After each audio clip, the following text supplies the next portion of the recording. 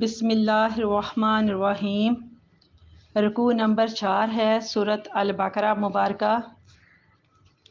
وَإِذْ قَالَ رَبُّكَ لِلْمَلَائِكَةِ إِنِّي جَاعِلٌ فِي الْأَرْضِ خَلِيفَةً قَالُوا أَتَجْعَلُ فِيهَا مَن يُفْسِدُ فِيهَا وَيَسْفِكُ الدِّمَاءَ وَنَحْنُ نُسَبِّحُ بِحَمْدِكَ وَنُقَدِّسُ لَكَ قَالَ إِنِّي أَعْلَمُ مَا لَا تَعْلَمُونَ وَعَلَّمَ آدَمَ الْأَسْمَاءَ كُلَّهَا ثُمَّ عَرَضَهُمْ عَلَى الْمَلَائِكَةِ فَقَالَ أَنبِئُونِي بِأَسْمَاءِ هَؤُلَاءِ إِن كُنتُمْ صَادِقِينَ قَالُوا سُبْحَانَكَ لَا عِلْمَ لَنَا إِلَّا مَا عَلَّمْتَنَا إِنَّكَ أَنْتَ الْعَلِيمُ الْحَكِيمُ قال يا آدم أنبئهم بأسمائهم فلما أنبأهم بأسمائهم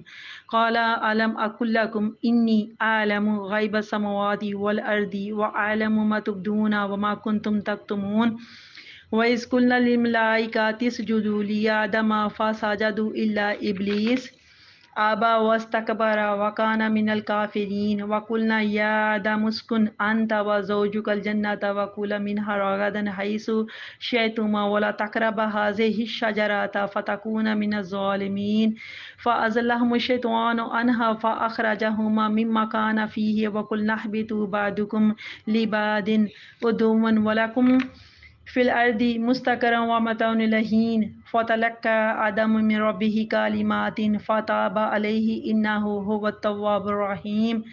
قلنا اهبطوا منها جميعا فإما يأتينكم مني هدى فمن تبع هداي فلا خوف عليهم ولا هم يحزنون والذين كفروا وكذبوا بآياتنا أولئك أصحاب النار هم فيها خالدون صدق اللہ العظیم۔ شروع کرتی ہوں اللہ کے نام سے جو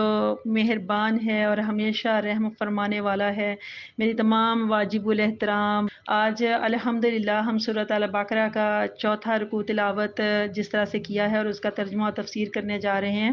توجہ کے ساتھ۔ ماشاءاللہ الحمدللہ اس رکوع کے اندر بہت ہی خوبصورت باتیں ہیں اور خاص طور سے جو اللہ تعالیٰ اس زمین کے حوالے سے ایک اپنا خلیفہ بنانے جا رہے تھے اور وہ پھر فرشتوں کے ساتھ ہم کلام ہوتے ہیں اور کس طرح سے وہ ساری بات ہے وہ اس رکوع کے اندر سارا واقعہ اس میں بیان ہوا ہے۔ بسم اللہ الرحمن الرحیم۔ وَإِذْ قَالَ اور جب فرمایا ربو کا تیرے رب نے للملائکۃ فرشتوں سے جب تیرے رب نے یہ فرمایا کہ انی جاعلٌ بے شک میں بنانے والا ہوں فی الارض زمین میں خلیفہ نائب کہ زمین میں ایک نائب مقرر کرنے والا ہوں بنانے والا ہوں۔ قالو تو کہنے لگے یعنی فرشتے کہنے لگے اتجعل فیہا من یفسد فیہا کیا تو اس کو اس میں بنائے گا جو اس میں من یفسد فساد اس میں پھیلائے گا فساد برپا کرے گا فساد ڈالے گا اس میں وَيَسْفِكُ الدِّمَاءَ اور اس میں خون بہائے گا خون ریزیاں کرے گا وَنَحْنُ نُسَبِّحُ اور ہم تیری تسبیح کرتے ہیں بِحَمْدِكَ اور تیری حمد کے ساتھ وَنُقَدِّسُ لَكَ اور تیری پاکی بیان کرتے ہیں لاکا تیرے لیے۔ قال تو اللہ نے فرمایا انی عالم بے شک میں وہ جانتا ہوں ما لا تعلمون جو تم نہیں جانتے ہو۔ لا کا سیگا جو ہے وہ نہیں کے لیے بولا جاتا ہے اور قالا کا سیگا فرمایا یعنی اللہ نے فرمایا۔ اللہ بار بار اپنا نام تو نہیں لگا رہا لیکن آیت کے اندر صاف پتہ چل رہا ہے کہ اللہ تعالیٰ جو بات اپنی ذات کے ساتھ جڑی کر رہے ہیں اور جو بات فرشتوں کے ساتھ کر رہے ہیں وہ الگ الگ سے صاف پتہ چل رہا ہے۔ تو آگے چل کر اللہ فرماتے ہیں وَعَلَّمَ آدَمَ الْأَسْمَاءَ اور اللہ نے آدم کو سکھا دیے۔ کیا سکھایا اللہ نے؟ کلہا تمام چیزوں کے نام۔ اللہ نے اسم کی جمع ہے، اللہ نے تمام چیزوں کے نام آدم کو سکھا دیے۔ ثم عرضهم علی الملائکۃ اور پھر اللہ نے کیا کیا؟ فرشتوں کے سامنے آدم کو پیش کیا۔ فقال اور فرمایا اللہ نے فرمایا انبئونی باسمائی کہ مجھے ان تمام یہ جو چیزیں ہیں نا ہاؤلائی تمام جتنی بھی چیزیں ہیں ان چیزوں کے مجھے آپ نام بتاؤ۔ اللہ تعالیٰ فرشتوں سے کہہ رہا ہے کہ آپ مجھے ان تمام چیزوں کے ناموں کی خبر دو ان کنتم صادقین اگر تم سچے ہو۔ تو کالو فرشتے کہنے لگے سبحانہ کا اللہ تو ہر عیب سے پاک ہے، لا علم لانا ہمیں علم نہیں ہے، الا ما علمتانا مگر اتنا جتنا آپ نے ہمیں سکھا دیا، جتنا تو نے ہمیں سکھا دیا اللہ بس ہمیں اتنا ہی علم ہے۔ انا کا انت العلیم الحکیم بے شک تو، انتا یہ مذکر کے لیے اور تو کے لیے، اور تو اس چیز کے لیے کہتے ہیں جو سامنے حاضر ہوتی ہے، جو غائب نہیں ہوتی بلکہ سامنے حاضر ہوتی ہے اور اس کی طرف متوجہ ہو کر جب بات کر رہا ہوتا ہے کوئی بھی، تو اس کے لیے انتا کا لفظ، اور یہ مذکر کے لیے، مذکر حاضر کے لیے، انا کا انت العلیم الحکیم اور بے شک تو ہی علم علیم علم جاننے والا ہے اور حکیم دانائی والا ہے، حکمت والا ہے۔ تو قال اللہ نے فرمایا یا آدم اے آدم انبئہم باسمائہم ان کو ان چیزوں کے نام بتا دو۔ فلما انباہم باسمائہم پس جب ان کے نام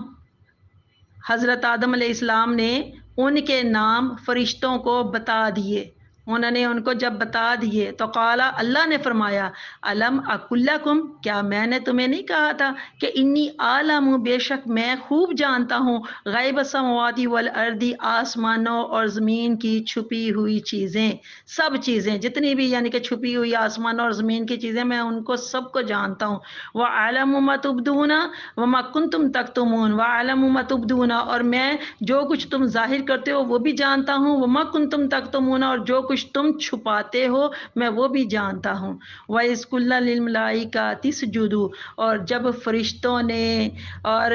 جب اللہ فرماتا ہے وَإِذْ اور جب قُلْنَا ہم نے حکم دیا لِلْمَلَائِكَةِ فرشتوں سے کہ اسجدوا سجدہ کرو، یہ فعل امر کا صیغہ ہے، یہاں پر حکم ہو رہا ہے فرشتوں کو، اور حکم دینے والی اللہ کی ذات ہے، اللہ تعالیٰ فرشتوں کو حکم دے رہے ہیں کہ لی آدم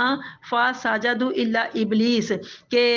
فرشتوں کو کہا تھا کہ اسجدو سجدہ کرو، تو کیا کہا تھا کہ لی آدم کو، تو فرشتوں سے کہا تھا کہ آدم کو سجدہ کرو، تو ان کا کام تھا وہ سجدہ کرتے اور انہوں نے کیا، کیونکہ یہ اللہ کی اطاعت تھی، اللہ کا حکم تھا اور انہوں نے کرنا تھا، اور فسجدوا تو انہوں نے سجدہ بھی کیا، الا ابلیس مگر ابلیس کے سوا، کہ یعنی کہ جو ابلیس تھا اس نے سجدہ نہیں کیا تھا، اس نے نہیں حکم کیا تھا، کس وجہ سے کہ آبا اس نے انکار کیا، اور انکار کیوں کیا واستکبر اور اس نے تکبر کیا، وکانا من الکافرین اور وہ کافروں میں سے ہو گیا۔ آگے چل کر ہم بتائیں گے کہ اس نے تکبر کس بات کا کیا تھا اور کیوں اس نے اللہ تعالیٰ کے اس حکم کی نافرمانی کی تھی اور اس کا انکار کیا تھا۔ وَقُلْنَا اور ہم نے فرمایا، اللہ تعالیٰ فرماتا ہے کہ ہم نے فرمایا یا آدم اے آدم اسکن، یا آدم اسکن اے آدم رہو، انت و زوجک الجنت تم اور تمہاری بیوی جنت میں، کہ اللہ تعالیٰ فرماتے ہیں کہ اے آدم تم اور تمہاری بیوی دونوں اس جنت میں رہو، وَكُلَ مِنْهَا رَغَدًا حَيْثُ شِئْتُمَا اور دونوں کھاؤ اس سے جہاں سے تم چاہو اور جتنا چاہو تم کھاؤ، وَلَا تَقْرَبَا هَٰذِهِ الشَّجَرَةَ اور نہ قریب جانا اس درخت کے۔ یہ جو تقربا کا صیغہ ہے یہ تثنیہ کا صیغہ ہے، دو لوگوں کے لیے بولا جاتا ہے، تو یہاں پر دیکھیں دو لوگوں کو اللہ تعالیٰ حکم دے رہا ہے کہ حضرت آدم علیہ السلام کو اور ان کی بیوی کو، ان کی زوجہ کو، کہ جو فلاں درخت ہے اس کے پاس تم لوگوں نے ان کے قریب نہیں جانا۔ یہاں پر درخت کا کوئی ذکر نہیں آیا کہ یہ گندم کا درخت تھا، انار کا تھا یا انگور کا تھا، یا کون سی بیل تھی یا درخت تھا یا کون سا پودا تھا، صرف شجرہ یعنی درخت کا نام آیا، درخت لفظ ایک اسم آیا ہے، لیکن وہ کون سا درخت تھا یا کون سا پودا تھا اس کا نام نہیں یہاں پر آیا۔ فَتَكُونَ مِنَ الظَّالِمِينَ اور اللہ کہتا ہے کہ ورنہ تم ظالموں میں سے، یعنی کہ جو حق تلف کرنے والے ہوتے ہیں ان میں سے ہو جاؤ گے، یعنی کہ اگر تم اس درخت کے قریب گئے نا تو پھر تم ظالموں میں سے ہو جاؤ گے۔ فَأَزَلَّهُمُ الشَّيْطَانُ پھر ان کو شیطان نے پھسلا دیا، انہا اس سے، فَأَخْرَجَهُمَا مِمَّا كَانَ فِيهِ اور ان دونوں کو وہاں سے یعنی کہ جنت میں سے ان کو نکلوا دیا۔ وَقُلْنَا اهْبِطُوا بَعْضُكُمْ لِبَعْضٍ عَدُوًّا اور ہم نے فرمایا اتر جاؤ، اہبطوا یعنی کہ اوپر سے نیچے کی طرف آنے کو کہتے ہیں، یعنی کہ اوپر سے نیچے بلندی سے نیچے کی طرف آنے کو کہتے ہیں، یہاں سے آسمان جنت یعنی کہ ہم سمجھ سکتے ہیں کہ جنت آسمانوں کے اوپر تھی اور اللہ تعالیٰ نے وہاں سے نیچے یعنی زمین کے اوپر اوپر ان کو اترنے کا حکم دیا ہے، اور اللہ تعالیٰ نے فرمایا اتر جاؤ اور تم ایک دوسرے کے دشمن رہو گے۔ عدوٌ، یہ جو عدو کا لفظ ہے یہ دشمن کے لیے بولا جاتا ہے۔ وَلَكُمْ فی الارض مستقر و متاع الہین، اور اللہ تعالیٰ کہتے ہیں کہ تم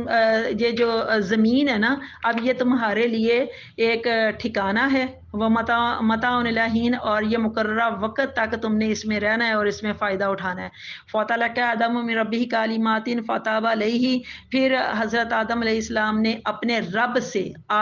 حضرت آدم علیہ السلام نے اپنے رب سے چند کلمات چند کلمے سیکھ لیے۔ فَتَابَ عَلَيْهِ، تو اللہ تعالیٰ نے ان کی توبہ قبول کی۔ اِنَّهُ هُوَ التَّوَّابُ الرَّحِيمُ، بے شک وہ توبہ قبول کرنے والا ہے اور رحم کرنے والا ہے۔ قُلْ نَهْبِطُوا مِنْهَا جَمِيعًا، اور اللہ تعالیٰ نے فرمایا، ہم نے حکم دیا، قُلْنَا، ہم نے حکم دیا، ہم نے کہا، ہم نے فرمایا، اہبطوا، اتر جاؤ۔ یہ دوسری دفعہ اتر جانے کا حکم آ رہا ہے۔ غور کیجئے گا کہ ایک آگے بھی اہبطوا کا لفظ آیا، پھر اب دوبارہ یہ لفظ آ رہا ہے اترنے کا، دو دفعہ حکم آیا۔ اب آگے چل کر ہم یہ بتائیں گے کہ دو دفعہ یہ اہبطوا نیچے اترنے کا اللہ تعالیٰ حکم کیوں دے رہا ہے۔ تو اللہ تعالیٰ نے فرمایا کہ تم اتر جاؤ اس جنت میں، منہا جمیعا، اس جنت میں سے تم سب کے سب اتر جاؤ۔ فَإِمَّا يَأْتِيَنَّكُم مِّنِّي هُدًى فَمَن تَبِعَ هُدَيَ فَلَا خَوْفٌ عَلَيْهِمْ وَلَا هُمْ يَحْزَنُونَ۔ پھر اللہ کہتا ہے، پھر اگر تمہارے پاس میری طرف سے ہودن کوئی ہدایت آئے تو فمن تابعہ ہدایہ، تو میری اس ہدایت کی پیروی کرنا، فلا خوف علیہم، تو اللہ کہتا ہے انہیں نہ تو کوئی ڈر ہوگا، جس نے بھی یعنی کہ میری ہدایت کی پیروی کی انہیں نہ کوئی ڈر ہوگا، خوف ہوگا، اور نہ ہی وہ غمگین ہوں گے۔ والذین کافروا، اور جن لوگوں نے کفر کیا، وکذبوا، اور جھٹلایا، بآیاتنا، ہماری آیتوں کو، تو اولئک اصحاب النار، تو یہی وہ لوگ ہیں جو دوزخی ہیں، یعنی کہ دوزخ کی جو آگ ہے، نار اس کو بولا جاتا ہے کہ اس کے یہ ساتھی ہیں، ہم فیہا خالدون، اور وہ اس میں ہمیشہ ہمیشہ رہیں گے۔ صدق اللہ العظیم۔ تمام واجب الاحترام آپ نے غور کیا ہوگا اس رکوع کے اندر جو سب سے پہلی آیت اس رکوع کی شروع ہوتی ہے، آیت نمبر 30 ہے۔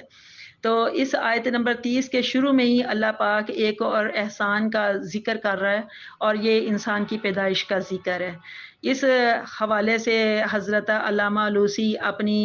جو روح المعانی ان کی تفسیر کی کتاب ہے، اس میں وہ فرماتے ہیں کہ حضور کریم صلی اللہ علیہ وسلم کی جو ذات مقدس ہی حقیقت میں خلیفہ اعظم ہے، اور اگر یہ ذات گرامی نہ ہوتی تو آدم ہی پیدا نہ ہوتے، بلکہ آدم کیا کچھ بھی پیدا نہ ہوتا۔ تو اسی آیت میں آپ نے غور کیا ہوگا، ایک ہی آیت کے اندر بڑی باتوں کا، بڑی خاص باتوں کا ذکر ہے، کہ اسی آیت میں فرشتوں کا بھی ذکر ہے، جو کہ یہ جو فرشتے ہیں یہ اللہ تعالیٰ کی بڑی لطیف اور نورانی جسم رکھنے والی اللہ کی مخلوق ہے، جو مختلف شکلیں بھی بدل سکتے ہیں۔ یہاں ایک بات اور غور طلب ہے کہ اللہ تعالیٰ نے فرشتوں سے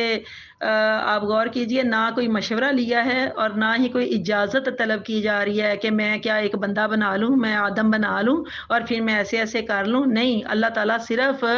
اپنے ارادے سے انہیں آگاہ فرما رہا ہے۔ اور دوسری جو غور طلب بات ہے ایک اور، وہ یہ کہ خلیفہ بنانے کی بات ہو رہی ہے، تو خلیفہ کسے کہتے ہیں؟ تو توجہ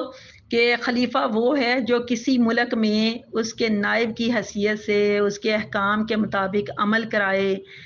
تو کسی بھی ملک میں اس کے نائب کی حیثیت سے جو اللہ تعالیٰ کے احکام ہیں ان کے مطابق عمل کرائے، اور وہ جو عمل کرانے والا بندہ ہوتا ہے وہ خلیفہ کہلاتا ہے۔ آگے چلتے ہیں، آیت نمبر 31 کے اندر حضرت آدم علیہ السلام کے علم کی بات ہو رہی ہے کہ اللہ تعالیٰ نے ان کو تمام چیزوں کے نام پھر سکھا دیے، پھر ان کو آدم کے سامنے کیا اور پھر آدم سے کہا کہ اب آپ ہی یہ ساری چیزوں کے نام بتاؤ، فرشتوں نے نہیں بتایا تو پھر حضرت آدم سے کہا کہ اب آپ بتائیں، تو حضرت آدم علیہ السلام نے سب کچھ سکھا دیا۔ تو یہ سکھایا کس نے ہوا تھا؟ ذرا غور فرمائیے کہ حضرت آدم علیہ السلام کے جو علم کی بات ہو رہی ہے، تو سکھایا تو ان کو اللہ تعالیٰ نے ہی تھا نا۔ تو جب حضرت آدم علیہ السلام کے علم کی یہ کیفیت ہے، تو سید جو خلیفۃ اللہ ہیں اور خلیفۃ اللہ فی العالم ہیں، جو اللہ تعالیٰ کے پیارے محبوب محمد مصطفیٰ صلی اللہ علیہ وسلم ہیں، تو ان کے علوم اور ان کے معارف کا کیا کہنا کہ حضرت آدم علیہ السلام کی جب علم کی بات ہوتی ہے تو وہ مطلب فرشتوں سے بھی آگے نکل جاتے ہیں، اور وہاں پر پھر فرشتے بھی عاجز ہو کر اللہ تعالیٰ سے کہتے ہیں کہ اللہ ہم تو اتنا ہی جانتے ہیں جتنا آپ نے ہمیں بتایا تھا یا سکھایا تھا، اور بڑی عاجزی کے ساتھ یہ بات کرتے ہیں۔ تو اگر حضرت آدم علیہ السلام کا علم کا حال یہ ہے، تو پیارے آقا صلی اللہ علیہ وسلم جو وجہ تخلیق کائنات ہیں، جو رحمت للعالمین ہیں، ان کے علوم و معارف کا کیا کہنا۔ آیت نمبر 34 کے اندر سجدے کا بھی ذکر آیا، تو غور فرمائیے سب سے پہلے کہ سجدہ ہے کیا۔ سجدے کا لغوی معنی ہے اپنی پیشانی کو زمین کے اوپر رکھنا۔ اب یہ زمین کے اوپر جو پیشانی رکھی جاتی ہے، تو اس میں سب سے بڑی بات یہ ہے کہ اللہ تعالیٰ کے آگے عاجزی سے اپنے آپ کو جھکا دینا کہ اللہ تو ہی تو ہے، جو کچھ بھی ہے اللہ سب کچھ تو ہی ہے، میں کچھ نہیں ہوں، میری ذات، میری عزت، میری آبرو، ہر چیز تیری ذات کے سامنے ہیچ ہے۔ تو لیکن یہاں تو فرشتوں سے سجدہ کرایا جا رہا ہے حضرت آدم علیہ السلام کو، تو اللہ تعالیٰ تو کہتے ہیں کہ صرف سجدہ میرے لیے ہے اور مجھے ہی کرو، اگر میرے علاوہ تم کسی کو کرو گے تو یہ شرک ہے۔ یہاں پر جو سجدہ ہے یہ سجدہ تعظیمی ہے، کیونکہ حقیقی سجدہ صرف اللہ پاک کی ذات کو ہے، اور یہ سجدہ تعظیمی پہلے جتنے بھی انبیاء کرام تھے ان کی شریعتوں میں جائز تھے، لیکن جب حضور صلی اللہ علیہ وسلم کا زمانہ مبارک آیا تو آپ نے اس سجدہ تعظیمی سے بھی منع فرما دیا تھا، اور اب تعظیمی سجدہ بھی ہماری شریعت میں یہ حرام قرار دے دیا گیا ہے کہ تعظیمی سجدہ بھی نہیں کرنا، بس ایک حقیقی سجدہ، اور وہ صرف اللہ تعالیٰ کی ذات کو۔ آیت نمبر 35 کے اندر آگے چلتے ہیں، اس میں ہم نے جیسے کہ تلاوت کرتے ہوئے تو دیکھا کہ جو حضرت آدم علیہ السلام سے غلطی سرزد ہوئی ہے، جو ان سے گناہ سرزد ہو گیا تھا، تو کہیں یہاں پر یہ خیال نہ پیدا ہو کہ کیا انبیاء کرام سے بھی گناہ سرزد ہو جاتے ہیں، کیا ان سے بھی مطلب اس طرح سے چاہے کبیرہ ہوں چاہے صغیرہ ہوں تو گناہ ہی ہوتا ہے نا، تو کبھی یہ ہمارے دل میں خیال پیدا نہیں ہونا چاہیے۔ حضرت علامہ قرطبی رحمۃ اللہ علیہ انہوں نے اس کا حل بھی نکالا ہے، وہ کہتے ہیں مالکی مسلک ہو چاہے حنفی مسلک ہو چاہے شافعی مسلک ہو، ان کے جمہور علماء کا یہ مذہب ہے کہ انبیاء جس طرح سے کبیرہ گناہوں سے پاک ہوتے ہیں، اسی طرح سے صغیرہ گناہوں سے بھی پاک ہوتے ہیں۔ کبیرہ صغیرہ ان سے چھوٹی بڑی نہ کوئی غلطی نہ کوئی گناہ، کچھ بھی نہیں، بھول سے جو ان سے کوئی غلطی سرزد ہوئی ہے جانے انجانے میں، تو وہ اس میں بھی اللہ تعالیٰ کی حکمت ہے۔ آیت نمبر 37 کے مطابق حضرت آدم علیہ السلام بھولے سے یہ اب خطا تو کر بیٹھے ہیں، ان سے یہ غلطی تو ہو گئی ہے، مگر انہوں نے ندامت سے اتنا روئے کہ انہوں نے تو رو رو کے آنسوؤں کے دریا بہا دیے تھے، اور کہتے ہیں کبھی انہوں نے آسمان کی طرف سر اٹھا کر نہیں دیکھا تھا، سر بھی ان کا ہمیشہ نیچے کی طرف ہی جھکا رہتا تھا، اور کئی سو سال گزر گئے تھے اسی طرح سے، اور ان کے رونے سے پتھروں کے دل پھٹ جاتے تھے۔ آخر ایک روز ایسے کلمات ان کی زبان سے نکلے کہ رحمت خداوندی کو ترس آ گیا اور اللہ نے معاف فرما دیا۔ حضرت امیر المومنین عمر بن خطاب رضی اللہ تعالیٰ عنہ سے روایت ہے کہ حضرت صلی اللہ علیہ وسلم نے فرمایا کہ جب حضرت آدم علیہ السلام سے یہ گناہ یہ غلطی سرزد ہوئی تھی اور ان پر عتاب الہی نازل ہوا تھا، تو اس وقت کون سے ایسے کلمات تھے، کون سی ایسی بات تھی جو ان کے منہ سے نکلی اور پھر اللہ تعالیٰ نے وہ قبول کی، اللہ تعالیٰ کو وہ پسند آئے الفاظ، تو اللہ تعالیٰ نے ان کو قبول فرمایا اور اللہ تعالیٰ نے آپ کو معاف کر دیا تھا۔ تو پیارے آقا صلی اللہ علیہ وسلم نے فرمایا کہ جب حضرت آدم علیہ السلام سے یہ گناہ سرزد ہو گیا تھا نا، تو وہ حیران تھے کہ میں نے اتنا اللہ تعالیٰ سے معافی مانگی ہے تو مجھے اللہ تعالیٰ معاف نہیں کر رہے، تو پھر ان کے دل میں ایک خیال پیدا ہوا کہ مجھ کو جس وقت خدا تعالیٰ نے پیدا کیا تھا اور روح خاص میرے اندر پھونکی تھی، تو اس وقت میں نے اپنے سر کو عرش کی طرف اٹھایا تھا، تو اس جگہ لکھا دیکھا تھا لا الہ الا اللہ محمد رسول اللہ۔ تو لگتا ہے کہ یہ اللہ تعالیٰ نے جو اپنے نام کے ساتھ جس یہ ہستی کا نام ملا کے، جس شخصیت کا جس شخص کا نام ملا کے رکھا ہے نا، یہ کوئی عام نہیں ہے، یہ بہت ہی کوئی خاص ہستی ہے جس کا نام اپنے نام کے ساتھ ملا کر لکھا ہوا ہے عرش کے اوپر۔ تو اسی بات کو جیسے ہی یہ دل میں آئی تو اسی نام کو صدقہ بنا کے، اسی بات کو انہوں نے صدقہ بنا کے تو پھر اللہ تعالیٰ سے بخشش کا سوال کیا تھا، اپنے گناہ کی مغفرت کا اللہ تعالیٰ سے سوال کیا تھا، اور اس طرح سے کہا تھا کہ اے مولا میں تجھ سے محمد مصطفیٰ صلی اللہ علیہ وآلہ وسلم کے صدقے سے التجا کرتا ہوں کہ تو مجھے بخش دے۔ تو اللہ تعالیٰ نے ان کی بخشش کی اور وہی بھیجی کہ محمد صلی اللہ علیہ وآلہ وسلم کو کہاں سے آپ نے جانا آدم؟ تو انہوں نے تمام ماجرا عرض کیا کہ یا اللہ جب میں نے اس طرح سے سر اٹھایا تو عرشوں کے اوپر یہ لکھا دیکھا تو میرے دل میں یہ خیال پیدا ہوا، تو اس وقت حکم پہنچا اے آدم علیہ السلام، محمد صلی اللہ علیہ وآلہ وسلم سب پیغمبروں سے پچھلا پیغمبر ہے، اولاد تیری میں سے ہے، اور اگر وہ نہ ہوتا تو تجھ کو بھی نہ پیدا کرتا۔ یہ تفسیر عزیزی کے اندر اس کا ترجمہ آپ کے سامنے پیش کیا ہے۔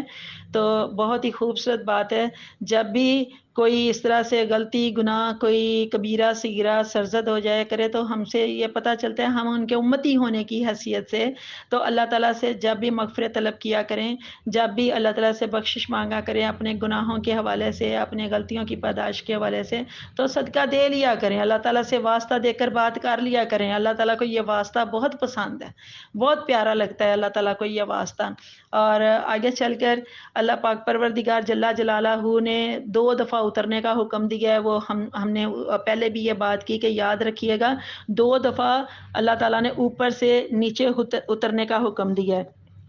تو 2 دفعہ کیوں ہے ذرا غور کیجئے۔ پہلی دفعہ جب نیچے اترنے کا حکم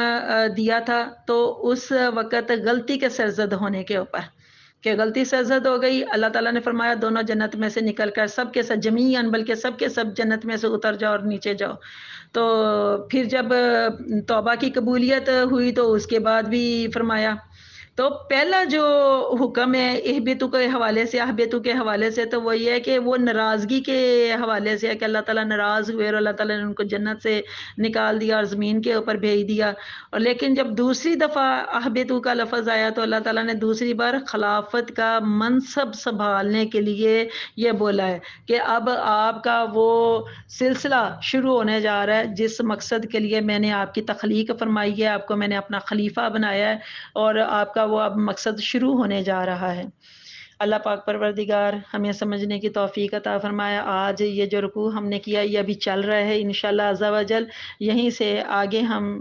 کل جب اگلا رکوع کریں گے تو اسی تسلسل کو آگے بڑھائیں گے انشاءاللہ عز و جل۔ اللہ تعالیٰ سمجھنے کی توفیق عطا فرمائے، آمین اللہم آمین، جزاک اللہ خیرا کثیرا۔ السلام علیکم ورحمۃ اللہ۔ میرے اس چینل قرآن ہماری زندگی کو آپ سب لائک بھی کیجئے، کمنٹ بھی کیجئے، اور سبسکرائب کے ساتھ ساتھ بیل آئیکن کو بھی دبا دیں تاکہ میری تمام ویڈیوز آپ کو بر وقت ملتی رہیں۔ اللہ تعالیٰ آپ سب کا حامی و ناصر ہو۔ اللہ حافظ۔